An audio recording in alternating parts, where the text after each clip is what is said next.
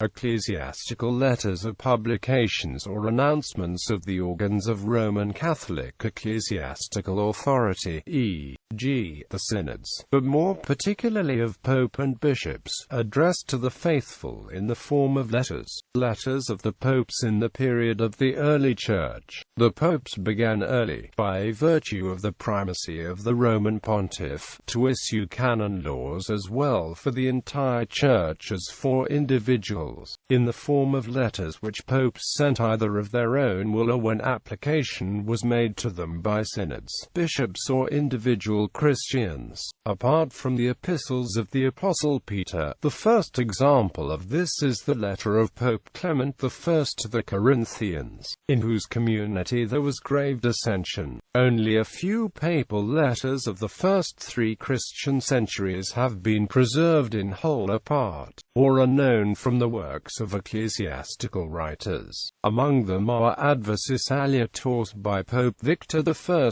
some fragments of a letter by Pope Stephen I, 3 letters by Pope Cornelius, and 1 by Pope Dionysius. As soon as the Church was recognized by the state and could freely spread in all directions, the papal primacy of necessity began to develop, and from this time on the number of papal letters increased. No part of the Church and no question of faith or morals failed to attract the papal attention. The popes called these letters, with reference to the legal character, decreta, statuta, decretalia constituta, even when the letters were often hortatory in form. Thus Aristius, in his letter of the year 385 to Himerius of Tarragona, a Greek sophist, rhetorician and Archbishop of Tarragona, or the letters were called sententia e.g.the, opinions, praecepta, auctorietates. On the other hand, more general letters, especially those of dogmatic importance, were also called at times tomi, indiculi, comminatoria, epistolae tractarii, or simply tractatorii. If the matter were important, the popes issued the letters not by the sole authority, but with the advice of the Roman presbytery or of a synod. Consequently, such letters were also called epistolae synodi. By epistola synodica was also understood in Christian antiquity the letter of the newly elected bishop or pope by which he notified the other bishops of his elevation and of his agreement with them in the faith. Thus an epistola of this kind had a certain relationship to the literary format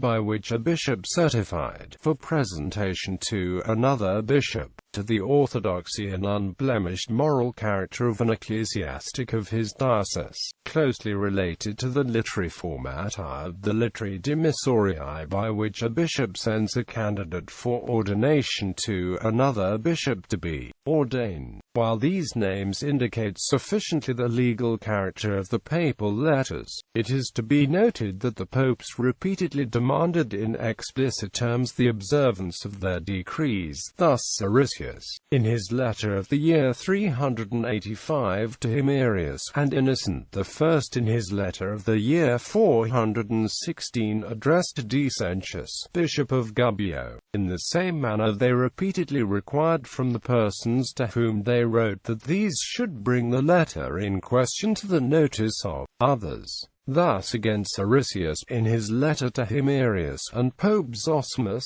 in the year 418 to Hesychius of Sarbona, in order to secure such knowledge of the papal laws, several copies of the papal letters were occasionally made and dispatched at the same time. In this way arose the letters of Pari, a paribus uniformis, tar Isa. Following the example of the Roman emperors, the popes soon established archives in which copies of the letters were placed as memorials for further use, and as proofs of authenticity. The first mention of papal archives is found in the Acts of a synod held about 370 under Pope Damasus I.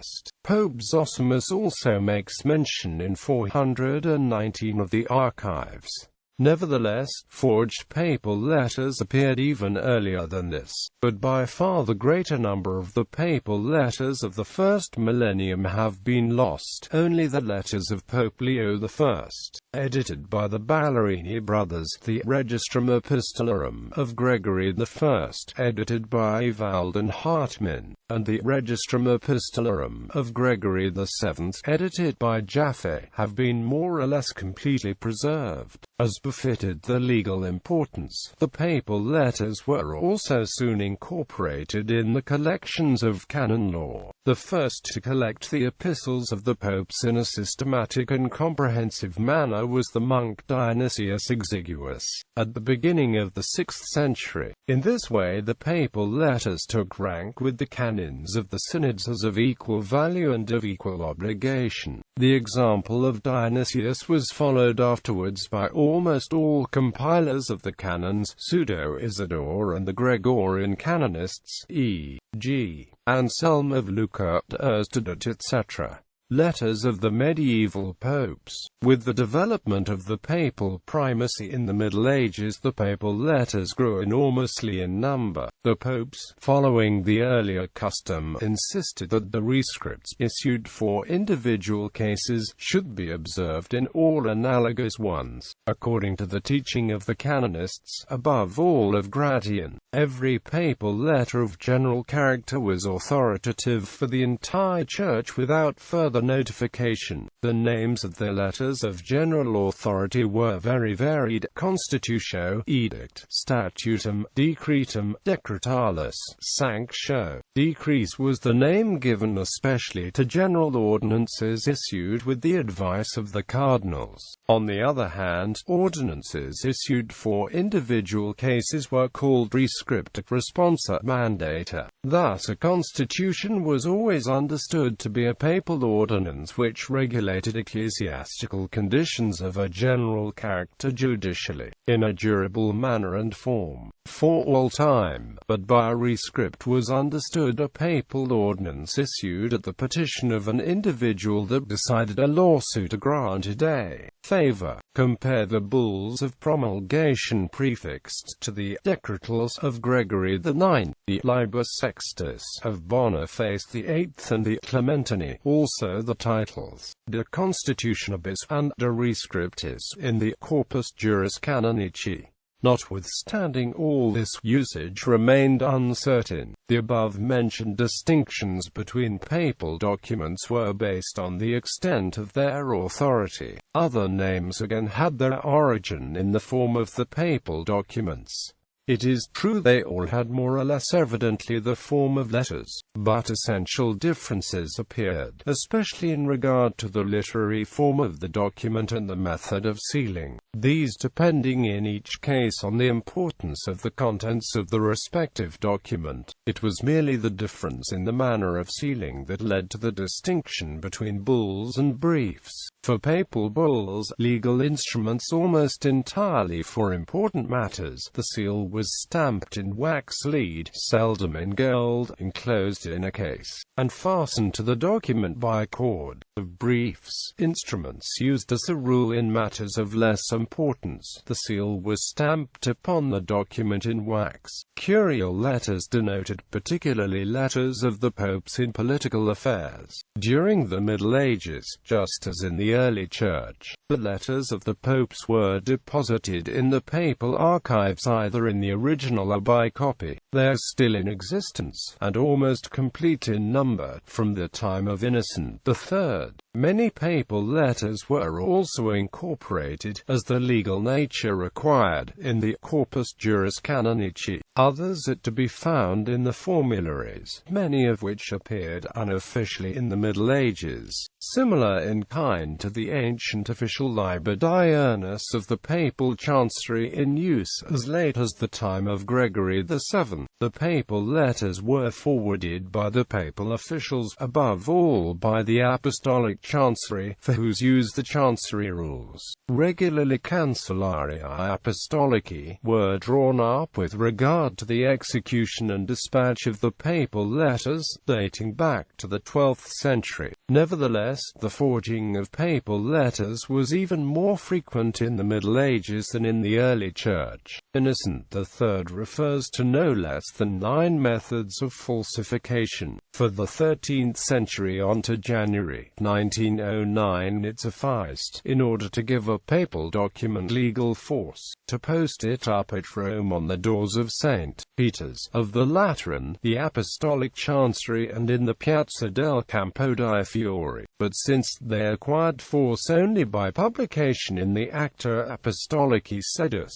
letters of the popes in modern times, in the modern period also, papal letters have been constantly issued, but they proceed from the popes themselves less frequently than in the Middle Ages and Christian antiquity. Most of them are issued by the papal officials, of whom there is a greater number than in the Middle Ages, and to whom have been granted large delegated powers, which include the issuing of letters, following the example of Paul III, Pius IV and Pius V. Sixtus V by the papal bull A Mensaritani of the 22nd of January 1587, added to the already existing bodies of papal officials a number of congregations of cardinals with clearly defined powers of administration and jurisdiction. Succeeding popes added other congregations. Pius X in the Constitution Sapienti Concilio of the 29th of June 1908 reorganized the papal curia, papal writings being divided into constitutions,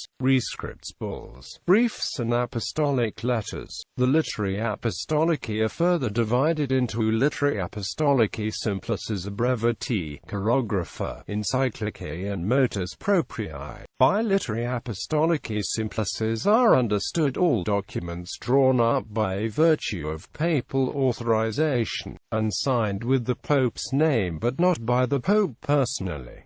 Documents signed by the Pope personally are called chirographa. Encyclicals are letters of a more hortatory nature, addressed to all or to a majority of the higher officials of the Church. A motu proprio is a document prepared at the personal initiative of the Pope, without previous petition to him, and issued with a partial avoidance of the otherwise customary forms of the Chancery. By constitution is understood, as in the Middle Ages, a papal document of general authority. By rescript, a similar document applicable to an individual case. Bulls and briefs are distinguished from each other by characteristics of form which have always remained essentially the same. The papal documents are still deposited in the Roman archives. There are no official collections of them corresponding to the medieval Corpus Juris Canonici. The last official collection is that of the constitutions of Benedict XIV. For the 16th century, on the other hand, private collections have appeared, some of which are called bullaria, for the more important part of the contents. Many papal letters are also found in the collections of the Acts of the Councils. The documents issued by the officials of the Curia and the congregations of cardinals contain either resolutions for individual cases, or declarations interpreting laws, or decrees, which are entirely new laws. Some congregations of cardinals have issued official collections of the decisions, collections of their letters of the popes and of the Roman officials. Custant Epistolae Romanorum Pontificum aeque ad eos scriptae Sundae Clementae Iuscat Innocentium III goes to only 440, Sconium in Pontificum Romanorum o Clementae Iuscat Leonum M. Genuini, Epistolae, Theal, Epistolae Romanorum Pontificum Genuini, A.S. Eulero Iuscat Pelagium II. From 1881 the École Française of Rome has published, with particular reference to France, the Registra of Gregory IX, Innocent IV, Alexander IV, Urban IV, Clement IV, Gregory X, John XXI, Nicholas III, Martin IV, Honore IV, Nicholas IV, Boniface VIII, and Benedict XI. The Registra of the Avignon Popes are also in course of publication. Cf. Mélanges d'archéologie et d'histoire 25, 443 SQQ. Joseph Jean Ruther, Leonis ex Pontiferis Maximi Regesta Clementus Papivicura e Studia Monacorum Ordinus S. Benedicti, Pressuti, Registra Moneri 3. There are innumerable collections of papal letters issued from a partisan point of view. All known papal letters up to 1198 are enumerated by Jaffe in the Register Rom. Pond. The papal letters of 1198 to 1304 are found in August Potast Register Pontificum Romanorum ab anno 1198 ad annum 1304. Paul Care prepared a critical edition of all papal letters up to Innocent III. See the Nachrichten of the Göttingen Academy of Sciences, 1896, 72 SQQ. PIIX Acta, Leonis 13 Acta, PIIX Acta. For the Bullaria, see Tomasetti, Bullarum, Diplomatum Privilegiorum S. Romanorum Pontificum Turinensis Editio Locupletissima. For collections of the Acts of the Councils, Mansi, Sacrarum Conciliorum Nova e Amplissima Collectio, goes to 1439.